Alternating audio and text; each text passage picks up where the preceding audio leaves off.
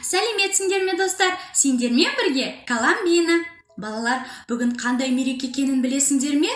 Бүгін 1 мамыр халықаралық ынтымақтастық, достық және бірлік күні. Балалар, мен сендерді шын жүректен құттықтаймын. Олай болса, бүгінгі тақырыпқа сәйкес жақсылық пен жамандық деген ертегі айтып беремін.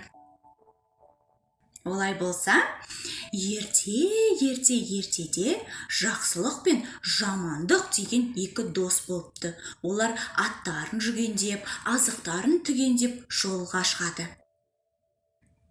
Олар тоқтамастан бірнеше күн жүреді.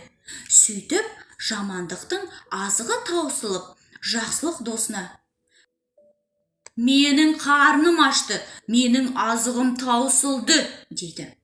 Мейірімді жақсылық досы: «Кел, мен сенімен азығыммен бөлісейін, екеуміз бірге жейік», дейді. Сөйтіп күндер өтеді. Жақсылықтың тамағы да таусылады. Қомағай жамандық қарны ашып, мазасы қашып, жақсылық досына: «Менің қарным ашты, азығымыз да таусылды. Жаяу жүруге менің күшім жетпейді», дейді. «Кел, одан да сенің жылқыңды сойып, соны азық етейік», дейді. Жақсылық досы болса өте мейірімді. Жамандық досына жаны ашып: «Жарайды, атымды сояйын, екеумізге азық болсын», дейді. Олар тоқтамастан бірнеше күндер жүреді. Сөйтіп, жақсылықтың азығы таусылады, ет те бітеді. Сонымен жамандықтың ойына бір арам ой келеді: «Мына жамандықтан, жақсылықтан маған ешқандай пайда жоқ. Мен оны тастап кетейін», дейді де өзі атымен шауып кетіп қалады. Жақсылық болса жалғыз өзі қалып, қарны ашып, тозып, жалғыз өзі күндер-түндер жүріп келеді. Бір күні алдынан лашық шығады. Лашықтың ішіне кірсе, ішінде бір қазан ет толып тұр екен. Қақпағын ашып қараса, бір қазан ет пісіп тұр екен.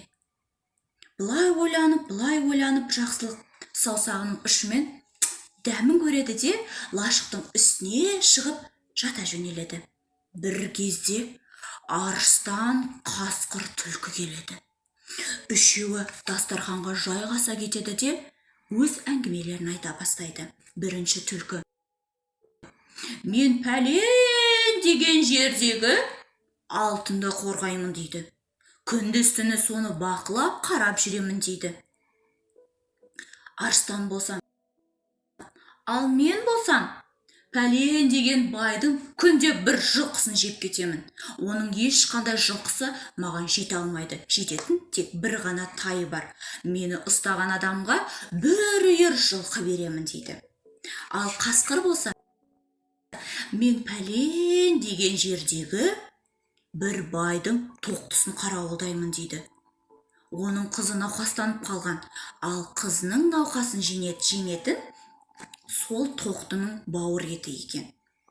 Осының барлығын естіп алған жақсылық барлығын бұлжытпай орындап, керемет мол байлыққа кенеледі.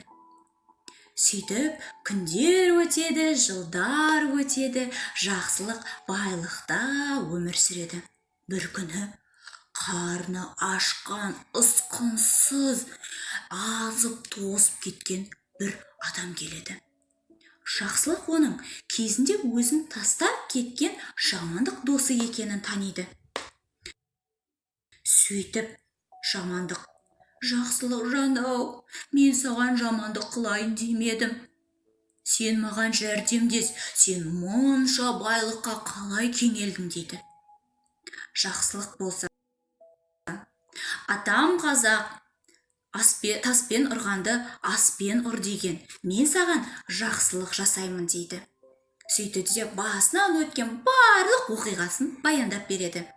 Жамандыққа: «Осы жолмен жүрсең, сен лашыққа кенелесің. Лашықтың ішіне кіріп, қазан толы етті жеме. Лашықтың үстіне жатып тыңдасаң, қасқыр, түлкі, арыстан келіп өз оқиғаларын айтады. Сол оқиғаларын бұлжытпай орындасаң, сен де осындай байлыққа кенелесің», дейді. Сөйтіп жамандық жолға шығады. жүріп келеді, алдынан лашық шығады. Лашықтың ішіне кірсе, бір қазан толы ет тұр екен. Дәмі тиген, өз-өзін ұстай алмай жамандық етін жеп сорпасын ішіп алады. Сөйтіп лашықтың үстіне шығып жатса, арыстан қасқыр түлкі келеді.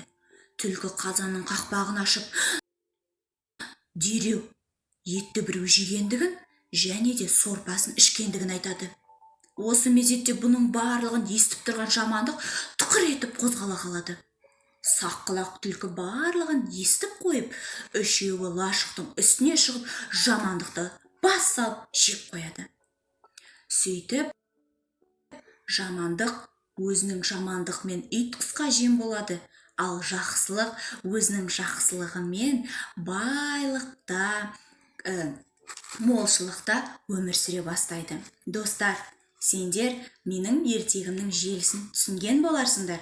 Достарыңа жамандық жасамаңдар, әрқашанда жақсылық жасаңдар. Сол кезде сендер де жақсылық досы секілді байлыққа, дәулетке кенелесіңдер.